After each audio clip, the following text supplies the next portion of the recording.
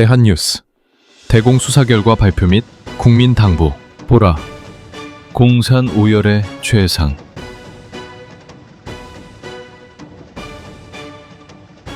대한민국에 대한 무력 침략이 우리 국민의 독립정신 앞에 패배하게 되자 북한 괴뢰들은 주변 정세를 이용하여 수단과 방법을 가리지 않고 남한의 붕괴를 획책해왔습니다. 이들은 온갖 구실로 간첩을 침투시켜 각종 만행을 자행케 했습니다. 이에 대하여 우리 육군 특무부대장 김창룡을 비롯한 각 수사기관에서는 국내에서 암약하는 저들의 간첩 활동을 추적해온 바 남로당 유격 거물사령관 남도부와 그 일당을 일망타진하였습니다. 특히 우리 특무부대의 김창룡 소장을 중심으로 한 엄밀한 수사에 의해서 철저히 은폐되었던 그들의 죄상과 정체가 백일화에 폭로되었습니다. 대공수사 관계자 여러분, 수고하셨습니다.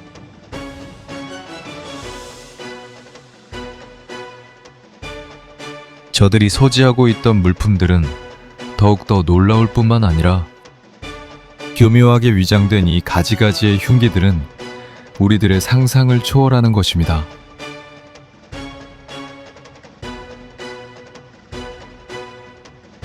간첩들이 활동을 위해 소지하고 있던 금덩어리, 금비녀를 비롯하여 각종 마약, 그리고 암벽 속에 교묘하게 장치된 무전기 등과 우리 대한민국 국민으로서의 각종 증명서류까지 구비하고 있었습니다.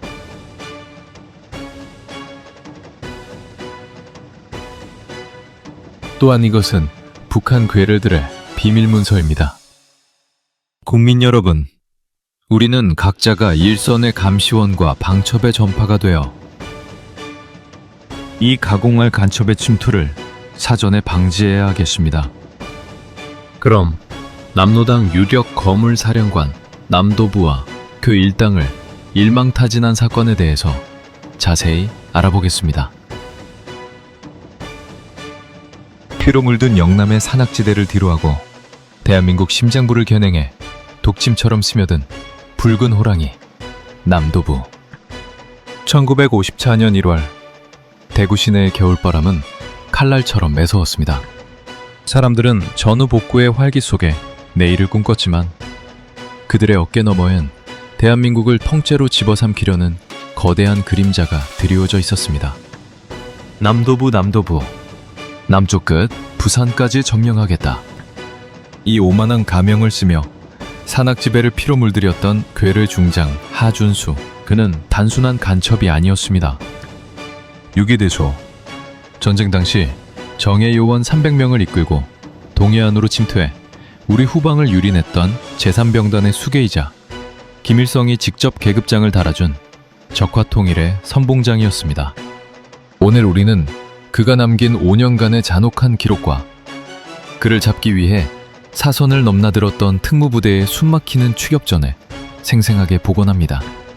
미 공군의 폭격과 지상 화력이 쏟아진 신불산 608일 고지의 혈전 끝에 89명의 부하를 잃고 결행된 남도부의 도심 침투 작전. 1951년 12월 21일 새벽, 영남의 알프스라 불리는 신불산의 고요는 일순간에 지옥의 비명으로 바뀌었습니다. 민간인 학살과 약탈, 방화를 일삼던 유격대들을 근절하기 위해 대한민국 군경은 최후의 수단을 선택했습니다. 바로 미국 공군의 압도적인 항공 지원을 통한 초토화 작전이었습니다. 저기 온다! 하늘을 봐라! 687 고지 정상에서 보초를 서던 대원의 절규가 끝나기도 전 하늘을 뒤덮은 미 공군 전폭기들이 죽음의 비를 뿌리기 시작했습니다. 수천도의 열기를 내뿜는 네이팜탄이 쏟아지자 신불산 전체가 거대한 화로처럼 타올랐습니다. 바위 틈에 숨은 대원들은 산소 부족으로 질식해 죽어갔고 불길을 피해 뛰쳐나온 자들은 아래에서 대기하던 국군 제11사단과 경찰 토벌대의 집중 화망에 그대로 노출되었습니다.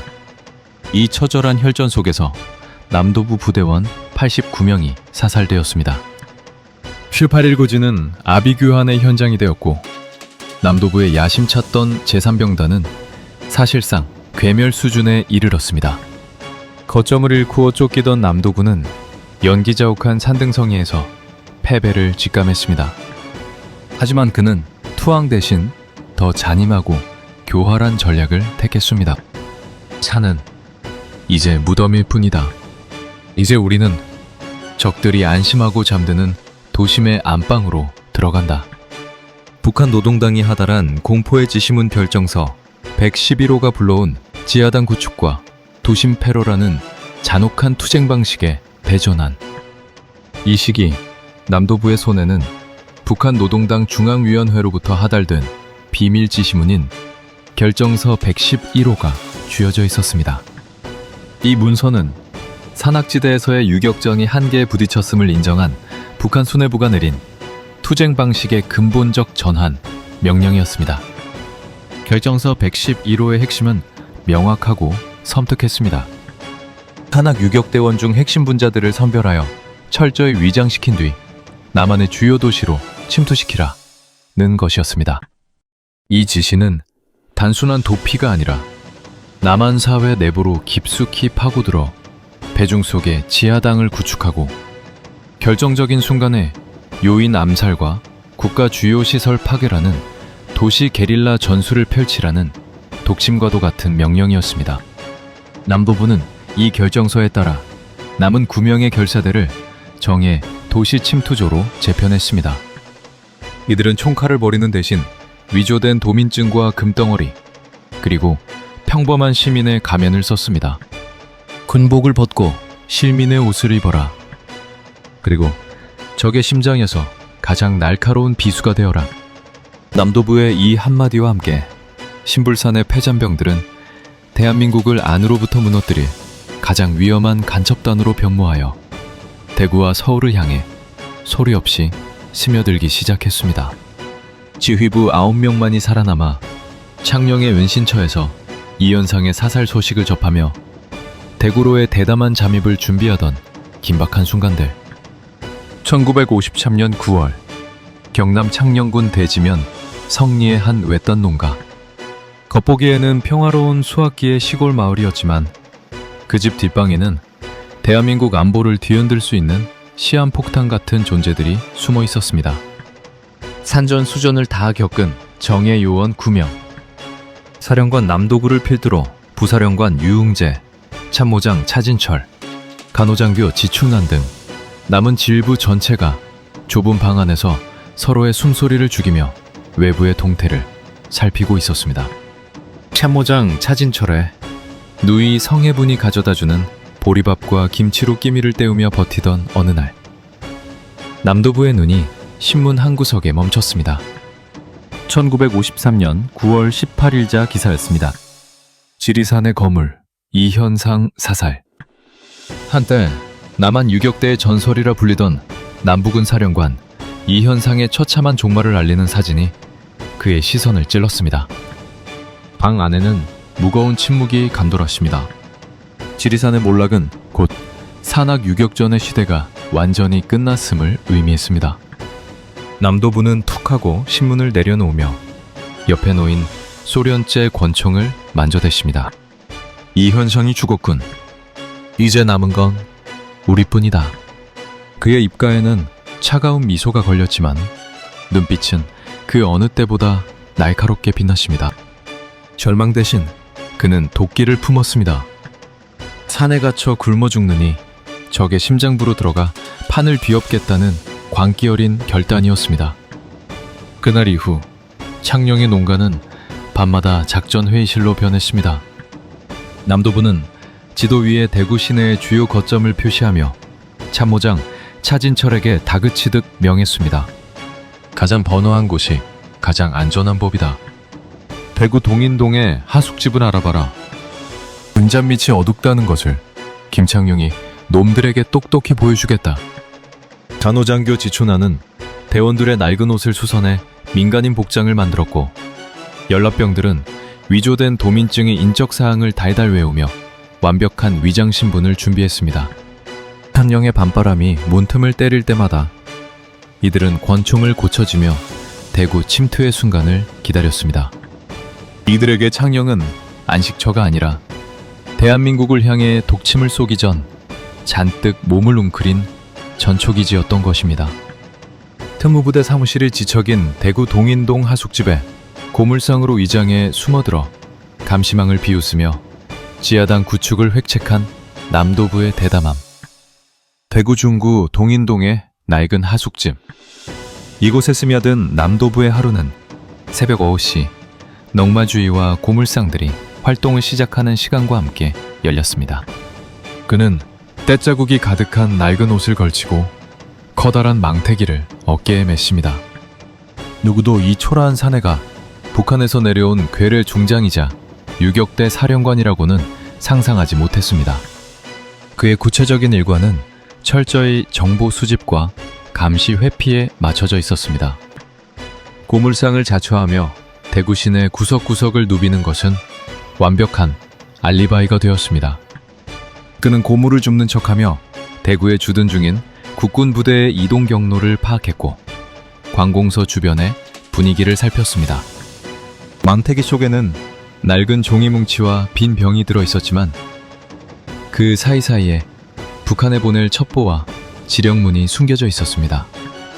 남도부가 수사망을 피했던 수법은 가히 동물적이었습니다. 그는 절대 일정한 경로로 이동하지 않았습니다. 하숙집을 나설 때와 들어올 때의 길을 매번 바꿨으며 큰 길보다는 좁은 골목길을 선호했습니다.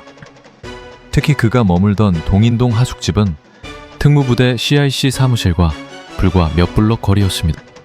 가장 위험한 곳이 가장 안전하다는 그의 신조는 수사관들의 허를 찔렀습니다.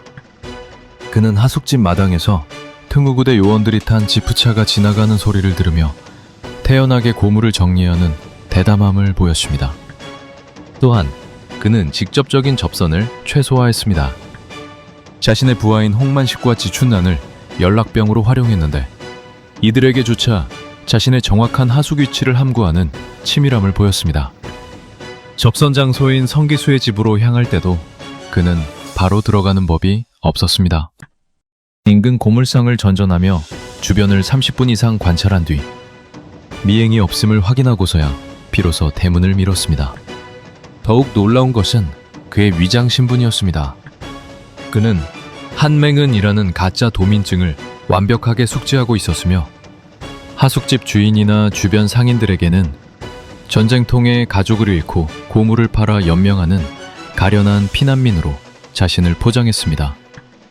그가 보여준 슬픈 눈망울과 비굴한 웃음 뒤에는 기회가 오면 언제든 대한민국의 심장에 독침을 꽂겠다는 잔혹한 사리가 숨어 있었습니다.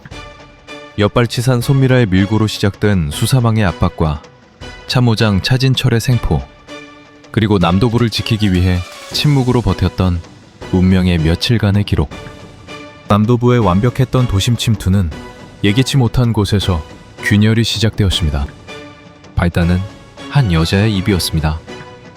귀순한 엿발치산 손미라는 수사기관에서 취조를 받던 중 자신의 친구인 성해분의 오빠 성일기가 남도구 부대의 핵심 참모장인 차진철이라는 충격적인 사실을 폭로합니다.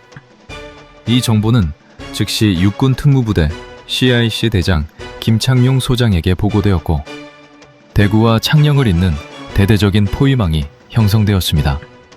1953년 12월 31일 한 해가 저물어가는 창녕의 어둠 속에서 특무부대 요원들이 차진철의 큰아버지 집을 급습했습니다.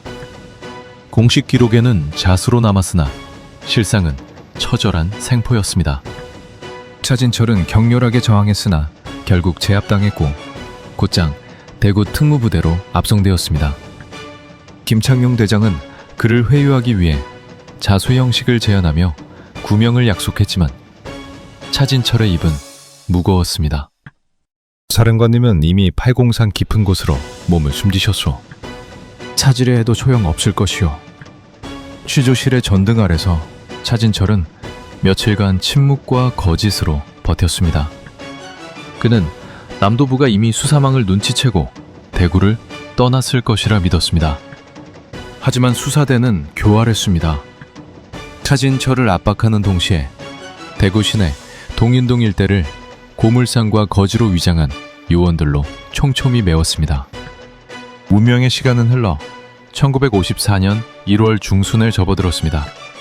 차진철은 이 정도 시간이면 사령관님이 충분히 피신하셨겠지 라고 생각하며 마침내 입을 뗐습니다.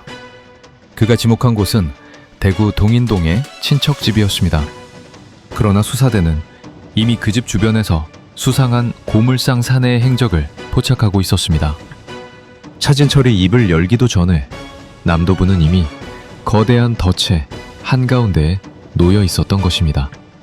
남도부는 자신의 참모장이 잡힌 줄도 모른 채 부관 홍만식과 간호장교 지춘난을 성기수의 집으로 보내 상황을 살피게 했습니다. 수사대는 물고기를 낚기 위해 미끼를 건드리지 않듯 이들을 보고도 일부러 체포하지 않고 남도부 본인이 직접 나타나기만을 기다렸습니다. 1월 16일 부사령관 유흥재가 노상에서 체포되고 19일 부관 홍만식이 검거되며 남도부의 손발은 하나둘씩 잘려나갔습니다. 남도부는 점점 좁혀오는 숨막히는 압박 속에서 마지막 도박을 선택합니다. 1월 21일 오후 역시 해가 뉘엿뉘엿 지고 찬바람이 골목을 휩쓸 때 그는 한맹은이라는 가짜 신분증을 품에 안고 성기수의 집 배문을 밀었습니다. 그것이 5년을 이어온 붉은 호랑이의 유격투쟁이 종말을 구하는 마지막 걸음이 될 줄은 꿈에도 모른 채였습니다. 대문을 여는 순간 덮쳐온 특무부대의 화망과 무술 유단자 심재용 상사의 전격적인 육박전, 그리고 체포 직후에도 가명을 쓰며 수사관들의 판단을 흐리게 하려던 남도부의 마지막 기만술. 1954년 1월 21일 오후 역시 정각. 대구 동인동의 골목길은 땅거미가 짙게 깔려 앞을 분간하기 어려웠습니다. 사르르듯 차가운 겨울바람이 골목 어귀를 때릴 때 낡은 중절모를 깊게 눌러쓴 사내 하나가 나타났습니다. 넝마주의 짐을 진 듯 어깨가 구부정했지만 그의 눈빛은 짐승처럼 사방의 기척을 훑고 있었습니다. 바로 괴를 유격대 총사령관 남도부였습니다. 그는 성기수의 집 대문 앞에서 한참을 멈춰서서 귀를 기울였습니다. 미세한 숨소리조차 들리지 않는 정적. 안심한 그가 대문 고리를 잡고 조심스럽게 안으로 들어서는 순간 정적은 비명과 같은 고함으로 깨졌습니다. 남도부, 꼼짝 마라!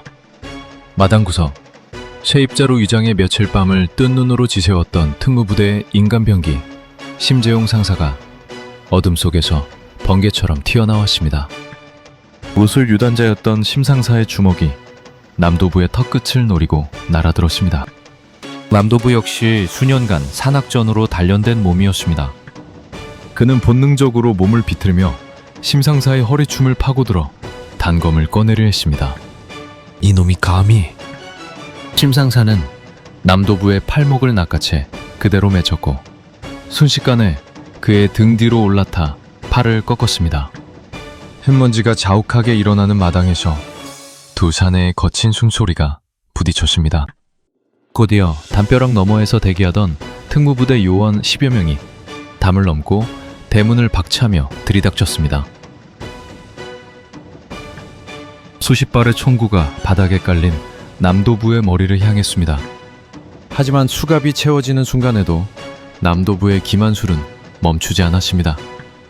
그는 얼굴에 묻은 흙을 털어내지도 못한 채 억울하다는 표정을 지으며 소리를 질렀습니다.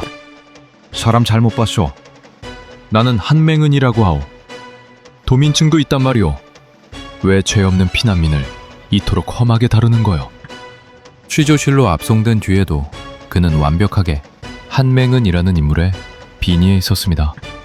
고향이 어디인지, 가족관계가 어떻게 되는지 묻는 수사관들의 질문에 눈물까지 글썽이며 가짜 신세를 한탄했습니다. 그는 차진철이 이미 생포되었다는 사실을 모르고 있었습니다. 특무부대 요원이 차진철과 대면시키기 전까지 남도부는 특유의 태연자약한 태도로 담배를 청하며 수사관들의 심리를 역으로 파고드는 교활함을 보였습니다. 그러나 취조실 문이 열리고 고개를 숙인 참모장 차진철이 들어서는 순간 남도부의 얼굴에서 핏기가 가셨습니다. 사령관님, 죄송합니다. 차진철의 힘없는 목소리가 떨어지자 남도부는 비로소 쥐고 있던 담배를 내던지며 싸늘한 본래의 눈빛으로 돌아왔습니다. 김창룡이가 용케도 냄새를 맡았군.